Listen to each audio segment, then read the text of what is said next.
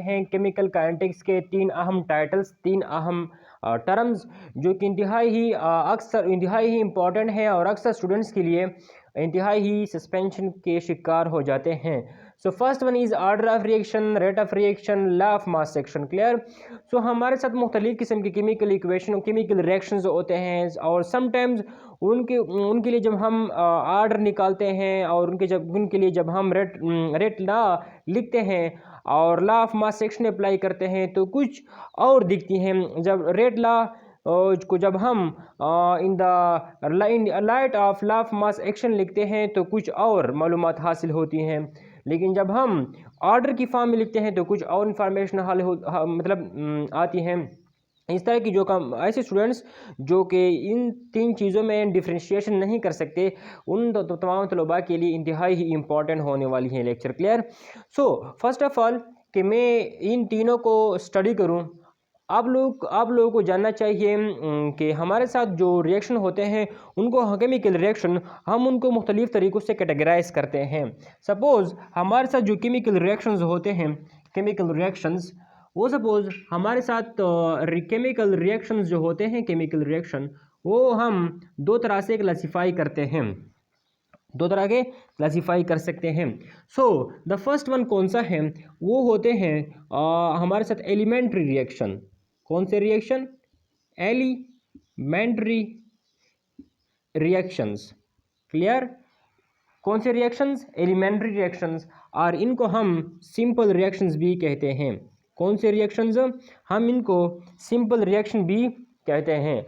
और दूसरे होते हैं हमारे साथ कम्प्लेक्स रिएक्शन। क्लियर।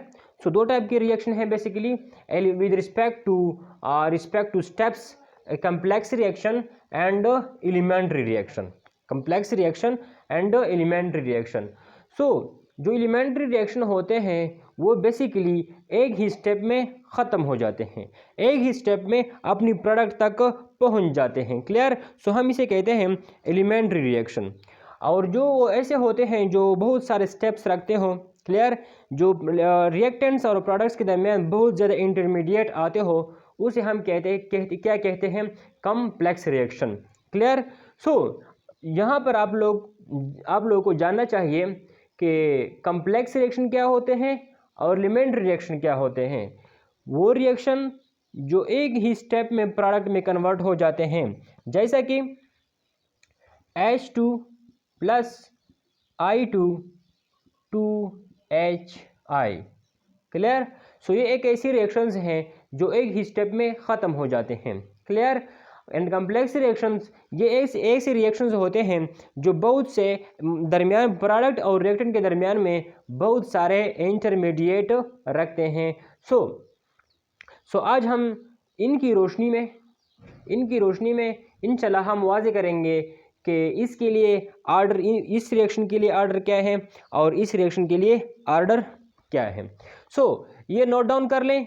सो हम आगे चलते हैं। सो फर्स्ट वन हमारा क्या है? वो है फर्स्ट ऑफ ऑल हम पढ़ते हैं, चलो लॉ ऑफ मास एक्शन।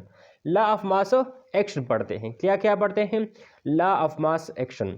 सो आप लोग जानते हैं कि लॉ ऑफ मास एक्शन को गोल्डबर्ग और वेग ने पेश किया था। गोल्डबर्ग और वेग ने उन्होंने क्या किया? उन्होंने कहा अगर सपोज ये ए है और ये बी है और आपस में रिएक्शन कर रही है और C प्लस D बना रही है। क्लियर। कुछ यूँ उन्होंने कहा। तो उन्होंने कहा कि ये जो रेट होती है वेलोसिटी ऑफ द रिएक्शन जो होती है, क्लियर, या rate of disappearance of the reactants जो होता है वो बराबर होता है, वो डायरेक्ट रिलेटेड होता है किस चीज़ के? सो उन्होंने कहा कि rate of reaction is equal to K A and B, यही कहा था। सो हम उसे और भी अप टू डेट फॉर्म में लिखते हैं क्योंकि जो रिएक्टेंट्स होते हैं वो कोई ना कोई कोएफिशिएंट रखती हैं। सो मैं यहाँ पर x लिखता हूँ और यहाँ पर मैं y लिखता हूँ। Clear. x and y। So according to law of mass action the rate of reaction is directly related to the product of molar concentration of the reactants raise to some power, appropriate power. Clear. So यहाँ पर आप देख सकते हैं कि ये उसकी coefficient है, ये रिएक्टेंट और ये रिएक्टेंट। फिर से देखें, लॉ ऑफ मास एक्शन के मुताबिक जो गोल्डबर्ग और वेगे ने पेश किया कि the rate of reaction is equal to और directly related to the product of molar concentration of the reactants raise to some power some exponents. Clear. अच्छा, तो इसका यही मतलब होता है कि जब कोई रिएक्शन होता है, I2 रिएक्शन करता है H2 के साथ और बनाती है 2HI, तो इनकी रेट ऑफ रिएक्शन, उनकी change in concentration in unit time, इनकी वेलोसिटी ऑफ रिएक्शन, क्लियर, इनकी स्पीड ऑफ रिएक्शन को मालूम करने के लिए उन्होंने क्या कहा, उन्होंने ये कहा कि इस रिएक्शन की जो रेट है, जो स्पीड है, वो बराबर है rate of reaction is equal to KI2 and H2। Clear. अच्छा, so in the light of law of mass action we can write the rate law expression is, rate law expression means the reaction, the expression which denote the concentration terms of the reactants raised to some power on which rate of reaction depends। उन्होंने ये कहा कि rate law यानी law of mass action क्या कहती है? First of all, law of mass action कहती है कि जो रेट ऑफ रिएक्शन होती है वो बराबर होगी रिएक्टेंट टर्म्स की मोलर कंसंट्रेशन के प्रोडक्ट, और हर कंसंट्रेशन की जो क्या होती है, एक्सपोनेंट होती हैं। देखें आप यहाँ पर उनकी एक्सपोनेंट भी लगाएं। सो उन्होंने ये कहा था। अच्छा, तो इसकी लॉ ऑफ मास एक्शन की फॉर्म में हम H2 जब O2 के साथ रिएक्शन करता है, ये बनाता है, तो हम जब उस पर law of mass action apply करते हैं तो यही हासिल करते हैं। क्लियर, यही हासिल करते हैं। ठीक है, लेकिन रेट लॉ हमें कुछ बताती है। रेट लॉ हमें कहती है कि ये लॉ ऑफ मास एक्शन ये हमेशा के लिए सही नहीं हो सकता, हमेशा के लिए ये सही नहीं हो सकता। क्यों सही नहीं हो सकता? क्योंकि अब जो रेट लॉ एक्सप्रेशन है वो हमें क्या बताती है, ये इसने तो जो कहा हमें कहा उसको तो हमने नोट किया। क्लियर, इसने क्या कहा, इन्होंने ये कहा कि जो रेट की जो स्पीड होती है, रेट ऑफ रिएक्शन, ये बराबर होती है किस चीज़ की? Molar concentration of reacting terms raise to some power. बस। क्लियर। अच्छा, इसके मुताबिक, लेकिन ये क्या कहती हैं? ये कहती हैं कि नहीं, मैं एक ऐसा इक्वेशन हूँ कि मुझ में जो रिएक्टेंट्स होते हैं, क्लियर, उनकी जो रिएक्टेंट्स यहाँ पर होते हैं, उनकी मोलर कंसंट्रेशन को बिल्कुल आप क्या करें, मल्टीप्लाई करें, और उन पर जो पावर आता है बिल्कुल वही लगा ले। लेकिन ये इक्वेशन उबे होगा एक्सपेरिमेंट का उबे होगा, थ्योरेटिकल का उबे नहीं होगा। देखें, इस पॉइंट को नोट करें। इसने कहा कि वाकई आप मेरे लिए वो इक्वेशन लिखें जो लॉ ऑफ मास एक्शन आपको बताती हैं, वही लिख लें, लेकिन एक शर्त पर, वो इक्वेशन मेरे लिए क्या होगा, काबिल कबूल होगा, जिसको एक्सपेरिमेंट भी काबिल कबूल समझे। मतलब ये है कि इस इक्वेशन को हम किसी थ्योरेटिकल इक्वेशन से ले सकते हैं। जब हम इस इक्वेशन से इस कॉन्सेप्ट से इक्वेशन, इस तरह की इक्वेशन लिखते हैं, तो एक थ्योरेटिकल फॉर्म से हम लिख सकते हैं इस तरह। लेकिन रेट लॉ हमें क्या कहती हैं? वो हमें कहती हैं कि बिल्कुल आप एक इस तरह इक्वेशन लिख लें, लेकिन उनमें जो कंसंट्रेशन है और उस पर जो पावर है, उसके लिए ज़रूरी है कि वो एक्सपेरिमेंट को भी उबे करें। फॉर एग्जांपल, समझ नहीं आ रही? क्लियर, कोई बात नहीं, आगे देखें। मैं एग्जांपल के तौर पर आप लोगों को समझाता हूँ। क्लियर, देखें, रिएक्शन कुछ यूँ है, देखिए ये नोट किया। अच्छा, अब मैं इनकी बात और उनकी बात को अलग अलग वाज़ह करना चाहता हूँ। क्लियर। सपोज आपके पास एक रिएक्शन है ए, क्लियर, और यहाँ पर क्या है, सपोज 3 है plus 5b is equal to C, कुछ ये रिएक्शन है, क्लियर। अच्छा, so in the light of law of mass section, in the light, चलो ठीक है फिर मैं लिखता हूँ, in the light of law of mass section, इसे लिखें तो इस तरह होगा कि rate of reaction is equal to K A की पावर 3 इंटू बी की पावर 5, इस तरह होगा, इस तरह होगा क्या जी, क्योंकि रेट लॉ हमें बताती है कि इस रिएक्शन का जो रेट ऑफ रिएक्शन होगा, जो स्पीड होगा, वो बराबर होगा किस चीज़ के, मोलर कंसंट्रेशन शो करती है, molar concentration of reacting substance raise to power. अब जो पावर होती है उसकी कोएफिशिएंट होगी, स्टोइकियोमेट्रिक कोएफिशिएंट होगी। अच्छा क्लियर, यहाँ तक क्लियर है जी। आगे चलते हैं। सो रेट लॉ हमें क्या बताती है, रेट लॉ हमें बताती है नहीं नहीं नहीं मैं इसको फॉलो नहीं करता तब तक जब इस पर कोई एक्सपेरिमेंट ना किया जाए। क्लियर, ये इसने जो कहा, ये जो कुछ कहा वो लिख लिया हमने। अब हमें रेट लॉ एक्सप्रेशन हमें कहती है कि यार मुझे इसमें कुछ तरमीम करनी है, कुछ तरमीम करनी है। क्या तरमीम करनी है, वो तरमीम करनी है कि मेरे लिए आप इस इक्वेशन को प्रैक्टिकली दिखा दें, फिर मेरे लिए कबूल है, वरना इन पावर्स को वगैरह को सब को चेंज करो। क्लियर, इसने जो कहा वो यही है, लेकिन यह हम बताती हैं कि बिल्कुल ये मुझे कबूल है तब जब इस पर कोई एक्सपेरिमेंट की जाए। क्या की जाए, एक्सपेरिमेंट की जाए, तब मुझे कबूल है। अब जब एक्सपेरिमेंट करते हैं तो उन्होंने ये फाइंड किया कि जब हम एक्सपेरिमेंट करते थे तो रेट ऑफ रिएक्शन, या मैं इस तरह लिखता हूँ कि रेट ऑफ रिएक्शन डबल हुआ, रेट ऑफ रिएक्शन डबल हुआ when concentration of A doubled. देखिए साथ साथ लिख लें, उन्होंने ये कहा कि ये जो रेट है ये डबल हुआ जब हमने कंसंट्रेशन ऑफ ए डबल किया। क्लियर।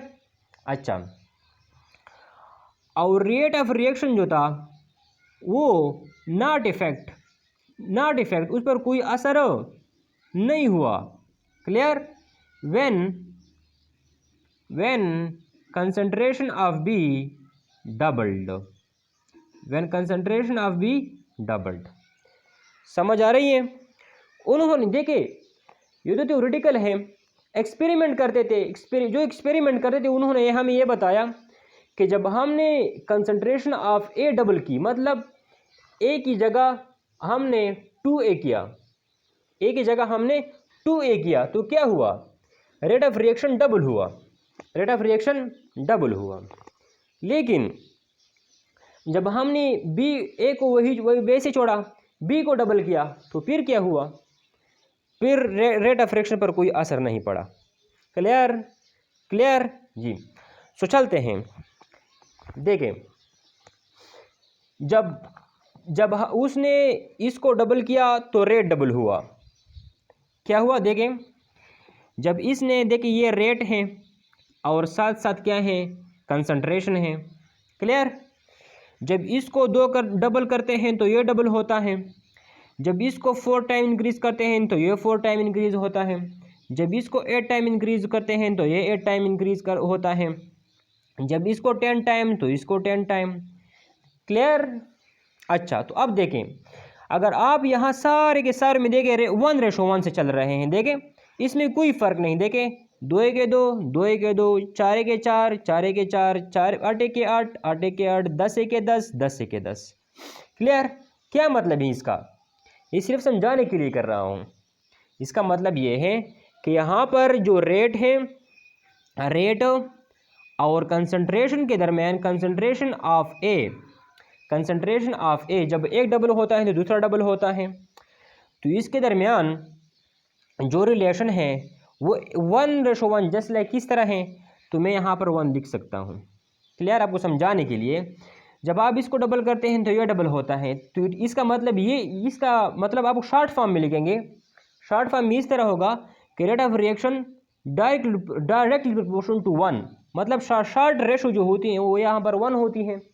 अच्छा, सो आप इस इक्वेशन के लिए जो फर्स्ट इक्वेशन लिखते हैं वो इस तरह शो करते हैं। क्लियर है जी, ठीक है। तो नेक्स्ट जाते हैं। वो फिर से हमें कहते हैं कि no effect not affected, clear, not affected by concentration of B, जब when we increase the concentration of B how much doubled, जब हम कंसंट्रेशन ऑफ बी को डबल करते हैं तो रेट ऑफ रिएक्शन पर कोई असर नहीं होता। इसका यही मतलब है कि rate of reaction have zero relation with the concentration of B. इसका यही मतलब होता है कि यहाँ पर जो रेशो है रेट ऑफ रिएक्शन और बी के दरमियान वो किस तरह है, 0 और बी की तरह है, इस तरह होगा। अच्छा, तो इक्वेशन नंबर 2, अब इनको ऑल टुगेदर लिख लें। देखें, इसका यही मतलब है कि rate is equal to K A raise to power 1 and B raise to power 0। Clear. अच्छा, इसका क्या मतलब है कि अब देखें इट इज़ दी, या इसे हम इस तरह लिख सकते हैं के is equal to K A raise to the power 1। B लिखने की कोई ज़रूरत नहीं, बी लिखने की कोई ज़रूरत ही नहीं। क्लियर, देख सकते हैं यहाँ से। अच्छा, सो देखिए इस इसी रिएक्शन का जो थ्योरेटिकल फॉर्म था, जो लॉ ऑफ मास एक्शन थी, वो कुछ यूँ थी, लेकिन जब एक्सपेरिमेंट कर रहा था जनरली, तो इस रिज़ल्ट ये आ गया। इसका मतलब जो रिज़ल्ट आपसे एक्सपेरिमेंट से आ रहा है वो एक्सेप्टेबल है रेट लॉ ऑफ एक्सप्रेशन, लेकिन जो एक्सप्रेशन आप थ्योरेटिकली लिखते हैं वो रेट लॉ के लिए एक्सेप्टेबल नहीं। तो मैं कहने का मकसद क्या है, कहने का मकसद ये है कि आप जब भी रेट लॉ इक्वेशन लिखते हैं, रेट लॉ इक्वेशन क्या कहता है, रेट लॉ इक्वेशन जो ये कहता है वही रेट लॉ इक्वेशन कहता है, जो इनका बयान है वही रेट लॉ का बयान है। लेकिन फ़र्क इतना है कि ये एक्सपेरिमेंट को तरजीह देती हैं और ये बस जनरली थ्योरेटिकल को तरजीह देती हैं। यहाँ पर एक्सपेरिमेंट शर्त नहीं है। फिर से देखें, ये जो लॉ ऑफ मास एक्शन और रेट लॉ, इनकी इक्वेशन हूबहू बिल्कुल सेम है। बिल्कुल देखें, यहाँ पर मैं लिखता हूँ, देखें सिंपल रिएक्शन के लिए H2 प्लस I2, मैंने क्या किया, कहाँ 2HI, इस तरह लिखा। सो इसके लिए रेट इक्वेशन क्या होगी, K H2 into I2। Clear. सो यही इक्वेशन रेट लॉ के मुताबिक भी सही है क्योंकि एक्सपेरिमेंट से इस तरह आ रहा है, और ये equation law of mass action के ज़रिए से हम इस तरह लिखेंगे। क्लियर है। अच्छा, तो हमें किस तरह पता चलेगा, जब भी एग्जामिनर आपको ये कहें कि the reaction is simple, this reaction is simple reaction, तो इस पर law of mass action apply होती है। क्लियर। अगर वो आपको ना कहें कि ये सिंपल है या नहीं है, तो आप मतलब अपने आप से अंदाज़ा नहीं लगा सकते, क्योंकि कोई भी इक्वेशन, कोई भी केमिकल रिएक्शन, किसी भी केमिकल रिएक्शन के लिए जब आप रेट लॉ लिखते हैं तो इसके लिए एक्सपेरिमेंट की ज़रूरत होती है, एक्सपेरिमेंट। और हमेशा के लिए rate equation, rate law expression वो एक्सपेरिमेंट से आती हैं, थ्योरेटिकल से नहीं। सो ये जो लॉ ऑफ मास एक्शन है, ये कहीं पर मतलब जो सिंपल रिएक्शन होते हैं, वन स्टेप रिएक्शन, उन पर तो एप्लीकेबल हैं, उन पर अप्लाई होती हैं। लेकिन जो मल्टीपल स्टेप रिएक्शन होते हैं या फिर कम्प्लेक्स रिएक्शन होते हैं, उन पर अप्लाई नहीं होती, क्योंकि बेसिकली जो रेट ऑफ रिएक्शन होती है वो स्लोवेस्ट रिएक्शन के स्लोवेस्ट स्टेप पे डिपेंड करती हैं। किस चीज़ पर, नोट डाउन कर लें, रेट ऑफ रिएक्शन किस चीज़ पर डिपेंड करती है, slowest steps of the multiple step. देखें, सपोज हमारे साथ क्या है, हमारे साथ ए है, वो कन्वर्ट होती हैं बी में। क्लियर। हमारे साथ ए है, वो कन्वर्ट होती हैं बी में, और फिर बी देखें मैं इस तरह लिखता हूँ, ए रिएक्शन करती हैं बी के साथ, बनाती हैं सी प्लस डी, फिर यही डी रिएक्शन करती हैं ई ए के साथ, बनाती हैं सपोज ई। क्लियर। सो ये मल्टीपल स्टेप्स हैं। अब प्रोडक्ट ई है हमारी, रिएक्टेंट्स ये हैं। क्लियर। अच्छा, तो अब ये मल्टीपल स्टेप में मुकम्मल हो रही है। सो अब एक ही इक्वेशन की फॉर्म में लिख लें। देखें, या फिर मैं कुछ यूँ लिखता हूँ कि यहाँ पर चलो देख ला, D and D cancel, 2a plus A, यहाँ पर b लिख सकते हैं, which is equal to E plus C. Clear. अच्छा, आप लोग यहाँ पर देख सकते हैं कि यहाँ पर 2 स्टेप हैं, तो रेड लॉ की फॉर्म में हमें इन दोनों स्टेप्स में एक स्टेप को चूज़ करना पड़ेगा। तो हम वो स्टेप चूज़ करेंगे जिनकी क्या हो, स्पीड कम हो, स्लोवेस्ट स्टेप हो। So slowest step of a chemical reaction, slowest step of a chemical reaction is rate determining step. Rate को शो करने के लिए, रेट को कैलकुलेट करने के लिए जो इक्वेशन इस्तेमाल किया जाता है, वो कौन सा इक्वेशन इस्तेमाल किया जाता है, वो कौन सा स्टेप इस्तेमाल किया जाता है, वो स्टेप जिनकी स्पीड क्या हो, कम हो, सबसे कम हो, वो रेट डिटरमाइनिंग स्टेप होता है। क्लियर। अच्छा, तो इंशाल्लाह आपको समझ आ चुकी होगी। देखें, मैं एक और इक्वेशन से आप लोगों के लिए लिख सकता हूँ। देखें, इंतहाई ही इम्पोर्टेंट है। क्लियर। देखें, प्रैक्टिकली एग्जांपल के तौर पर लिखता हूँ। देखें, आप जब लेते हैं H2 plus Cl2, H2 and Cl2 और बनाती हैं क्या, 2HI। क्लियर। अच्छा, तो इसके लिए रेट एक्सप्रेशन इस तरह होगी, कि concentration of H2 and Cl2 इस तरह होगी। लेकिन एक्सपेरिमेंटली क्या होगा, एक्सपेरिमेंटली जो रेट लॉ इक्वेशन होगी वो इस तरह होगी।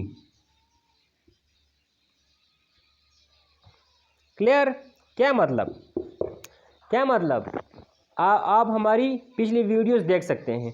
कुछ रिएक्शन इस तरह होते हैं विच doesn't depend upon their concentration, but such type of reactions are free radical reaction which depends upon only and only the intensity of sunlight, the intensity of light. Clear.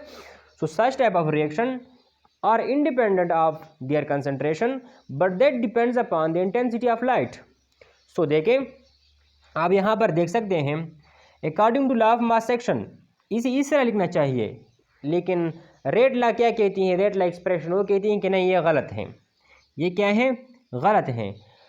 ऐसी इक्वेशंस या ऐसी reactions, देखिए reactants ये तो concentration पर depend नहीं करती, ये तो किसी और चीज़ पर डिपेंड करती हैं। सो इसे इस तरह लिखना नहीं चाहिए, इस तरह लिखना चाहिए। क्लियर। यहाँ पर वो बताती हैं कि रेट का ज़ीरो रिलेशन है H2 के साथ, पढ़ा चुका हूँ। रेट का ज़ीरो रिलेशन है Cl2 के साथ। अगर आप अगर Cl2 को बढ़ाएं कुछ नहीं होता, रिएक्शन नहीं होता। आप अगर H2 को बढ़ाएं, Cl2 को बढ़ाएं, रिएक्शन पर कुछ असर नहीं होता। तो उम्मीद है कि आप लोग समझ चुके होंगे कि किस तरह हम लिखेंगे इक्वेशंस। क्लियर। अच्छा, तो अब हम पढ़ते हैं ऑर्डर ऑफ रिएक्शन। क्या पढ़ते हैं, ऑर्डर ऑफ। देखिए, मैंने शॉर्ट सी वीडियो इसलिए बनाई और एक ही जगह इसलिए लिखे ताकि आप लोगों के लिए जो कॉम्प्लेक्स के शिकार होते हैं सर स्टूडेंट्स, उनके लिए उनकी ये जो डाउट है वो क्या हो जाए, ख़त्म हो जाए। क्लियर। अच्छा, सो देखिए आगे चलते हैं। देखिए, एक रिएक्शन है order. So first of all मैं ऑर्डर को शो करता हूँ कि ऑर्डर ऑफ रिएक्शन क्या, order of reaction, order of reaction. देखिए इसका सिंबल क्या है, सिंबल वो है एन उसकी क्या है, सिंबल है। एन क्या है, उसकी सिंबल है। अच्छा, एन उसकी सिंबल है और साथ साथ इसका कुछ फ़ायदा है। यस, फ़ायदा यही है कि जो एक्सपेरिमेंटर एक्सपेरिमेंट कर रहा होता है तो उसको ये फ़ायदा होता है कि वो फ़ौरन रेट लॉ को देखता है और उनको प्रोपोर्शन की समझ आ जाती है। किस तरह? देखें मैंने आप लोगों से कहा कि H2, मैं फ़र्स्ट ऑफ ऑल एक्सप्लेन तो वैसे ही करता हूँ, लेकिन आप लोग के जहन में ये होना चाहिए कि actually rate of reaction order of reaction is sum of all exponents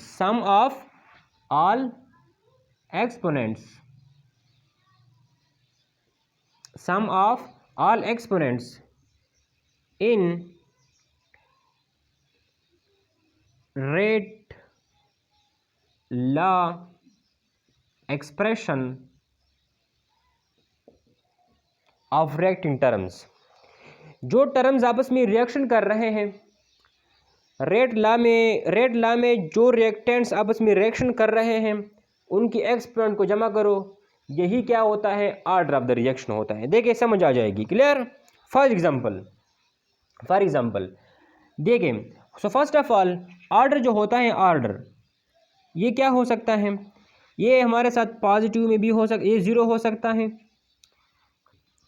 positive हो सकता है, नेगेटिव हो सकता है, फ्रैक्शन हो सकता है। क्लियर? ये सारे के सारे उनकी प्रॉपर्टीज़ हो सकते हैं, zero, positive, negative and fraction. So note down कर लें। अच्छा, अब देखें एक रिएक्शन जो हमने आप भी लिखा, CH4 प्लस Cl2, इसे बन रहा है CCl4 प्लस HCl। ये बन रही है, यही बन रही है। ठीक है। सो अब हम पढ़ते हैं कि देखें इस रिएक्शन के लिए जो रेट लॉ होती है वो किस तरह होती है। अकॉर्डिंग टू एक्सपेरिमेंट, देखिए रेट लॉ हमेशा के लिए एक्सपेरिमेंट से ली जाती है। एक्सपेरिमेंट हमें ये बताती हैं कि जो रेट ऑफ रिएक्शन होती है, रेट ऑफ रिएक्शन वो बराबर होती है कि देखिए यहाँ पर मैं चलो यहाँ पर CH4 Cl2 rest to power. इसका क्या मतलब है कि rate of reaction is independent on the concentration of CH4 and independent on the concentration of Cl2। इसका यही मतलब है। यह हमें एक्सपेरिमेंट के नतीजे में जो इक्वेशन हासिल होता है वो हमें ये बताती है। देखें अगर मैं इस पर law of mass section apply करूं तो कुछ यूं होगा कि rate of reaction is equal to K concentration of CH4 and concentration of Cl2। तो ये गलत होगा क्योंकि such type of photochemical reactions are independent of their concentration. वो कंसंट्रेशन पर डिपेंड नहीं करती, लेकिन लॉ ऑफ मास सेक्शन को बताती हैं कि डिपेंड करती हैं। लेकिन हमने जब प्रैक्टिकली ये इक्वेशन मतलब हल किया, उन पर एक्सपेरिमेंट किए, तो हमें पता चला कि नहीं इस तरह नहीं होता बल्कि इस तरह होता है। क्लियर? सो जो एक्सपेरिमेंट से हमें इक्वेशन हासिल होता है वो बेसिक रेट लॉ एक्सप्रेशन होता है। क्लियर? सो इस तरह का इक्वेशन आया। क्लियर? यहाँ पर आप लोग देख सकते हैं कि जो यहाँ पर ऑर्डर क्या हुई, यहाँ पर ऑर्डर क्या हो सकती है। देखें यहाँ पर, अच्छा तो according to definition of order of the reaction is actually the sum of the exponents of the reacting substance in rate law expression. क्या होता है मकसद? ये जो रेट लॉ एक्सप्रेशन होती है उनमें जो एक्सपोनेंट होते हैं उनको आप जमा कर ले, उससे जो वैल्यू आती है वो रेट के बराबर होगी। It means order for such reaction, order for photochemical reaction is zero. क्या मतलब? देखें इस इक्वेशन के लिए रेट लॉ एक्सप्रेशन इस तरह है और इसके लिए ऑर्डर क्या है? ज़ीरो है। क्लियर? सो मैंने कहा कि actually order is the sum of the exponent in rate law expression. Clear? अच्छा, सो देखें इसके साथ साथ आप लॉ ऑफ मास सेक्शन और रेट ला एक्सप्रेशन के दरमियान भी इस फ़र्क समझते जाएं। क्लियर? अच्छा, देखिए इस तरह की इंटरेस्टिंग वीडियोस इस चैनल पर और भी मौजूद हैं, आप वही भी देख सकते हैं। क्लियर? लेकिन वैसे समझने के लिए आप लोगों को ज़रूरी है कि आप गाइड और पेन ले लें और साथ साथ इंतहाई 100% फुल कंसंट्रेशन के साथ नोट करते जाएं। क्लियर? तब आपके लिए फ़ायदेमंद होगी। अच्छा, आगे चलते हैं। समटाइम इस तरह होता है कि एक ही रिएक्शन में डिफरेंट टाइप ऑफ रिएक्टेंट इस्तेमाल होते हैं। क्लियर? जब डिफरेंट टाइप रिएक्टेंट इस्तेमाल होते हैं तो समटाइम इस तरह होता है कि एक रिएक्टेंट पर एक रिएक्टेंट की कंसंट्रेशन बढ़ाने से रेट ऑफ रिएक्शन डिस्टर्ब होता है, लेकिन दूसरे की घटाने या बढ़ाने से रेट ऑफ रिएक्शन पर कोई असर नहीं होता।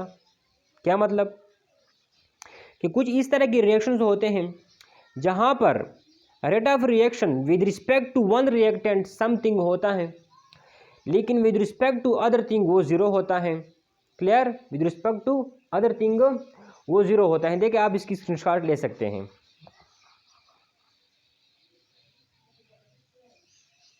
अच्छा देखें क्या कहा। अच्छा मैं मिटाता हूँ इसे। क्लियर? अच्छा मैंने कहा कि with respect to one thing वो ज़ीरो हो सकता है, लेकिन with respect to other thing वो क्या होता है, with respect to one thing something हो सकता है, लेकिन with respect to other thing वो ज़ीरो हो सकता है। क्लियर? अच्छा देखें यहाँ पर देखें, मैं मिटाता हूँ इसे। देखें सपोज हमारे साथ क्या है CH3 COOH, जब इसका रिएक्शन हम या CH3 COCl और इसका रिएक्शन हम H2O से करते हैं और हमारे साथ क्या बनती है, प्रोडक्ट बनती हैं। क्लियर? कुछ यूँ रिएक्शन है। अब देखें ये H2O क्या है, एक्सेस में है, इंतहाई ही ज़्यादा है। अगर आप इसके कुछ मॉलिक्यूल हटा दें या ऐड कर लें, रेट ऑफ रिएक्शन पर कोई असर नहीं होता। क्यों नहीं होता? देखिए पानी इतनी एक्सेस में होती है।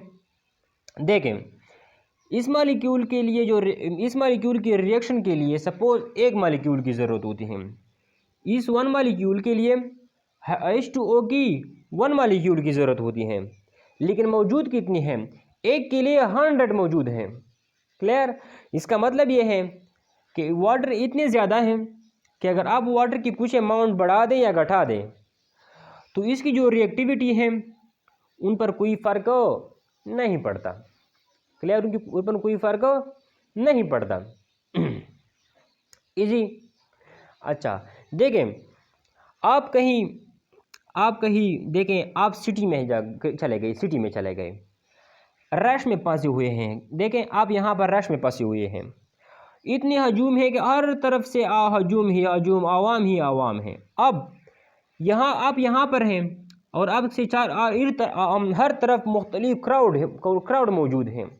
अब अगर इस तरह हो जाए कि 2-3 बंदे और आ जाए या 2-3 बंदे यहाँ से चले जाए तो उनके शोर में क्या कुछ फ़र्क आ जाएगा? वही होगा। कुछ यूँ कंडीशन यहाँ पर होती हैं कि देखें इस कंपाउंड के इर्द गिर्द इतने H2O के कंपाउंड्स होते हैं कि इनको कोई पता ही नहीं चलता कि कुछ कम हुए कुछ ज़्यादा हुए। क्लियर? सो ऐसे रिएक्शंस के लिए जो रेट ऑफ रिएक्शन होती हैं वो किस चीज़ के बराबर होती हैं? वो बराबर होती हैं कि देखें ऐसे रिएक्शंस जो होते हैं उनकी जो रेट ला होती है कुछ यूँ होती हैं। देखें CH3 COCl into H2O। देखें the order of the reaction, देखिए ये रेट ला है, सपोज ये रेट ला है। अब यहाँ पर देखें H2O की इतनी कंसंट्रेशन है कि उनकी जो कंसंट्रेशन है या उनकी देखें चेंज इन कंसंट्रेशन है उनका कोई असर महसूस नहीं हो रहा। सो हम उसे इस फॉर्म में लिखते हैं। और CH3COL जो है वो एज आ रिएक्टेंट के सॉल्यूट के तौर पर काम कर रही हैं। सो हमें ये क्या है, ये रेट ऑफ रिएक्शन पर डिपेंड करती है। और ये रेट ऑफ मतलब ये है कि यहाँ पर जब दिखाई दे रही है, यहाँ पर ऑर्डर ऑफ द रिएक्शन पर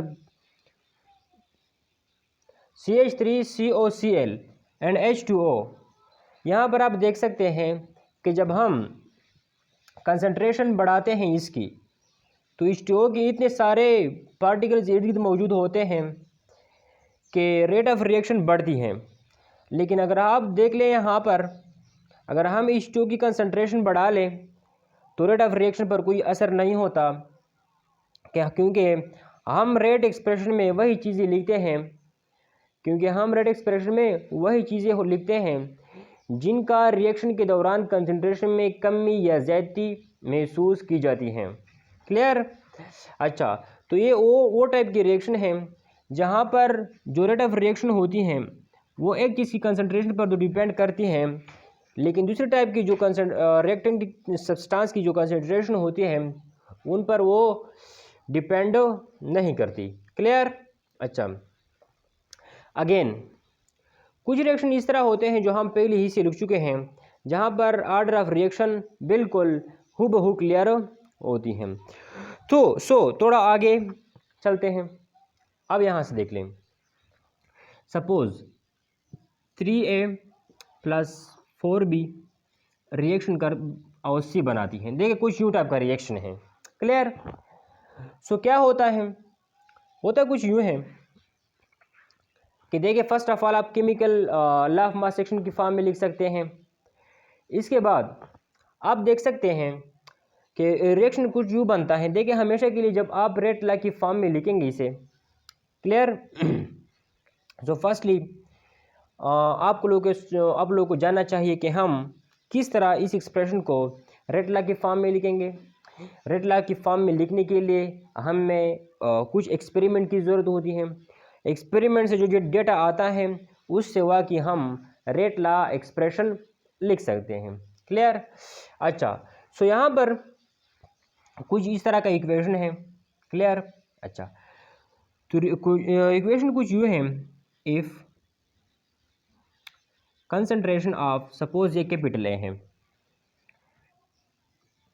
इस तरह है, ये कुछ यूँ है, if concentration of A doubled, clear? If concentration of A doubled, rate increase 4 times, rate कितना इंक्रीज होता है? 4 टाइम्स इंक्रीज होता है। If concentration of B doubled, clear? If concentration of B doubled, rate of reaction increases, clear? Suppose rate of reaction कितना increase होगा? Suppose 8 times हो हम बताते हैं, लेकिन 8 टाइम्स तकरीबन होगा। क्लियर? अच्छा, सो आप यहाँ पर आ सकते हैं। क्लियर? देखें, वो कहते हैं कि कुछ इस तरह का इक्वेशन है, जब आप बढ़ाते हैं कंसंट्रेशन ऑफ ए तो रेट इंक्रीज होता है 2 टाइम्स। जब आप बढ़ाते हैं कंसंट्रेशन ऑफ बी, डबल करेंगे तो जो रेट ऑफ रिएक्शन होता है वो 8 टाइम्स बढ़ता है। तो ऑर्डर ऑफ रिएक्शन क्या होगा? इंतहाई इंपॉर्टेंट है। इस तरह का इक्वेशन है जहाँ पर आप अगर एक ही कंसंट्रेशन को आप डबल करते हैं तो रेट 4 टाइम्स इंक्रीज होता है। जब बी की कंसंट्रेशन बढ़ाते हैं तो रेट 8 टाइम इंक्रीज होता है। नंबर 1 ऑर्डर क्या होगा? नंबर 2 रेट लॉ एक्सप्रेशन क्या होगा? Rate law expression. तो रेट लॉ एक्सप्रेशन के मुतालिक पूछते हैं और साथ साथ आपसे ऑर्डर के मुतालिक पूछते हैं। क्लियर? ऑर्डर के मुतालिक और रेट लॉ एक्सप्रेशन के मुतालिक आपसे पूछते हैं। क्लियर? अच्छा, तो देखें, मैंने आप लोगों से पहले ही से कहा, जब 1-1 रिलेशन होती है, 1-1 रिलेशन का मतलब जब रेट और कंसंट्रेशन, सपोज कंसंट्रेशन के दरमियान इस तरह की रिलेशन होती है, तो ये वो रिलेशन है जो एक डबल करने से दूसरा डबल होता है, एक डबल करने से दूसरा डबल होता है। अच्छा, तो क्या कुछ यूँ रिलेशन यहाँ पर मौजूद है? If A double rate increase 4 times. अच्छा, तो इस यहाँ पर जो रिलेशन है वो कुछ यूँ हो सकती है, देखें, यूँ हो सकती है, क्योंकि आप यहाँ से देख सकते हैं कि जब आप इसको डबल करोगे तो ये 4 टाइम इंक्रीज होगा। फर्स्ट केस में देखें, जब आप इसको डबल करोगे तो ये डबल होगा। क्लियर? मैं देखें 2-3 केसेस आप ये लिखता हूँ, देखें। क्लियर? अच्छा, पहले हम ए को हम कंसीडर करते हैं, ए को हम कंसीडर करते हैं 2। क्लियर? जब ये 2 होगा तो आर 2 के बराबर होगा, 2 के बराबर होगा। क्लियर? क्योंकि आप ए की जगह 2 लिख लें। क्लियर? अच्छा, इसका मतलब ये है when A is equal to 2 R become 2, तो आर 2 हो गया। तो क्या इस तरह कुछ कंडीशन है? जब हम इसे डबल करते हैं तो ये डबल होगा। इस तरह की कोई बात यहाँ पर मौजूद नहीं है। क्लियर? क्लियर? अच्छा, क्लियर है? सपोज हम यहाँ पर ऐड करते हैं, यहाँ पर जेड इंक्लूड करते हैं। Clear? If concentration of Z doubled, if concentration of Z doubled, rate of reaction वो क्या हुआ? डबल हुआ, वो भी डबल हुआ। क्लियर? अच्छा, जब हमने कंसंट्रेशन Z की डबल की तो रेट ऑफ रिएक्शन भी डबल हुआ। ठीक है, तो यहाँ पर आप देख सकते हैं जब एक को डबल करने से दूसरा डबल होता है, एक को 2 टाइम्स बढ़ाने से दूसरा 2 टाइम्स बढ़ता है, तो कुछ यू रिलेशन आती हैं, 1-1 रिलेशन। एक को 3 टाइम्स बढ़ाने से दूसरा 3 टाइम्स बढ़ता है। क्लियर? क्योंकि आप देख सकते हैं, देखें, अब हम ए की जगह 3 पुट करते हैं तो यही इसकी वैल्यू होगी, 3 होगी। देखिए मैं यहाँ पर 3 पुट करता हूँ। इफ़ ए बराबर है 3 तो R is equal to 3, if A बराबर है 4 तो आर बराबर है 4। इस तरह की इक्वेशन होगी, इस इक्वेशन से आप हल कर सकते हैं। अच्छा, ऐसी इक्वेशन जहाँ पर 1-1 रिलेशन हो, एक डबल करने से दूसरा डबल होता है, उसको हम कहते हैं फर्स्ट ऑर्डर रिएक्शन। क्लियर? सो इस तरह की कुछ रिलेशन क्या यहाँ पर मौजूद है? If Z double reaction double, हाँ बिल्कुल मौजूद है। इसका यही मतलब है कि rate of reaction is directly proportional to Z की पावर 1। क्लियर? अच्छा, अगेन देखें, अब इसकी जो यहाँ पर देखें, यहाँ पर देखिए, जब हम एक को 2 मान लेते हैं, एक को हम मान लेते हैं कितना? 2। तो यहाँ पर जब हम 2 को पुट करते हैं, 2 × 2 इज इक्वल टू 4, तो आर कितना होता है? 4 होता है। क्लियर? अच्छा, आगे देखें, मतलब यह है 2 नहीं, तो आर कितना होता है? देखिए यहाँ से मैं हल करता हूँ। ए की स्क्वायर, जब मैं इसको डबल करता हूँ मतलब 4 करता हूँ, 4 की स्क्वायर 4×4 16। क्लियर? यहाँ पर आप देख सकते हैं। क्लियर? सो देखें, जब ए 2 थी, जब ए कितनी थी? 2 थी, तो जब ए 2 थी तो हमारे साथ रिजल्ट कितना आता? 4 आता था। फिर से देखें यार, देखें, जब यहाँ पर देख सकते हैं आप लोगों, जब ए की कीमत हमने 2 पुट कर ली तो रिजल्ट कितना आया? 2 आया। जब हमने 2 को डबल किया तो रिजल्ट क्या आया? 4 आया। ये रिजल्ट असल में रेट ऑफ रिएक्शन होता है। क्लियर?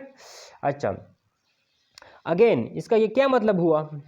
जब हम इसको डबल करते थे तो ये 4 टाइम इंक्रीज होता है, क्योंकि देखें यहाँ से आप कंफर्म कर सकते हैं, जब यहाँ पर हम ए की सिर्फ सिंपल कीमत लगाते हैं, देखें ए किस चीज़ के बराबर है? 2 के बराबर है। इस 2 की कीमत आप यहाँ पर लिख लें। क्लियर? सो 2 की पावर 2 इज इक्वल टू 4 आया। अब ए को डबल किया, ए को किया गया डबल किया, अब कितना है? 2 है, 4 ले लें। तो आप इसको डबल करते हैं, डबल किया तो क्या है 16 आया। सो जब ए की कीमत 2 थी तो रेट 4 था, जब ए की कीमत 4 हो गई तो रेट 16 हो गया। कितनी चेंज आई? 4 से 16 बन गई। अब हम टाइम कितना गुना बढ़ गया? 16 डिवाइड बाई 4, 4 4 16, 4 टाइम्स बढ़ गया। रेट ऑफ रिएक्शन 4 टाइम्स बढ़ गया। क्लियर? इसका क्या मतलब हुआ? इसका मतलब ये है, यहाँ पर आप देख सकते हैं, कैलकुलेट कर सकते हैं। जब ए 2 थी तो रेट 4 था। जब ए मतलब कंसंट्रेशन ऑफ ए, जब कंसंट्रेशन ऑफ ए हमने बढ़ा दी, रेट जब कंसंट्रेशन ऑफ ए हमने 4 कर दी तो रेट कितना हो गया? 16 हो गया। मतलब क्या हुआ? जब ए 2 थी तो रेट 4 था। जब हमने कंसंट्रेशन को दुगना किया तो रेट ऑफ रिएक्शन देखें तो रेट ऑफ रिएक्शन भी 4 गुना बढ़ गया। कंसंट्रेशन ऑफ ए को जब हमने दुगना किया तो रेट ऑफ रिएक्शन कितना बढ़ गया? 4 गुना बढ़ गया। क्लियर? अच्छा, तो ये रिलेशन यहाँ पर आ सकती हैं।